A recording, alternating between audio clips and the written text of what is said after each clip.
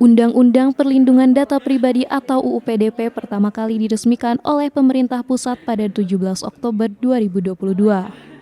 Undang-undang ini bertujuan untuk melindungi data pribadi masyarakat agar terhindar dari penyalahgunaan maupun pengungkapan data yang tidak diinginkan.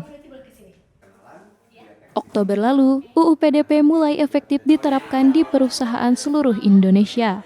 Berkaitan dengan itu, pada bulan April hingga Mei 2024, dua peneliti dari FEB, Saskia Salmana dan Larasati Puspa Martani Sugianto, melakukan penelitian menggunakan model Governance, Risk, and Compliance atau GRC untuk melihat kesiapan perusahaan dalam menerapkan UU PDP. Hasil penelitian menemukan terdapat kesenjangan perihal persepsi perusahaan dengan realitas implementasi GRC. Saskia menjelaskan hal ini dikarenakan adanya beberapa faktor.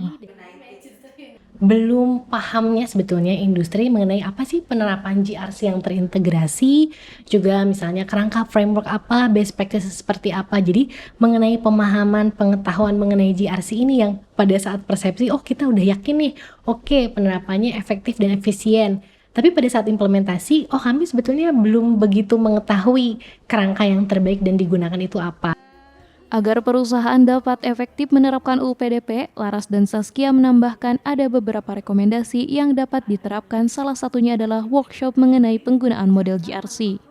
Peran penting oleh direksi gitu. Jadi seberapa penting sih sebetulnya direksi ini untuk memimpin perusahaan utamanya dalam penerapan GRC, karena memang pada akhirnya yang bisa mengarahkan perusahaan untuk memiliki penerapan GRC yang efektif adalah dari BOD.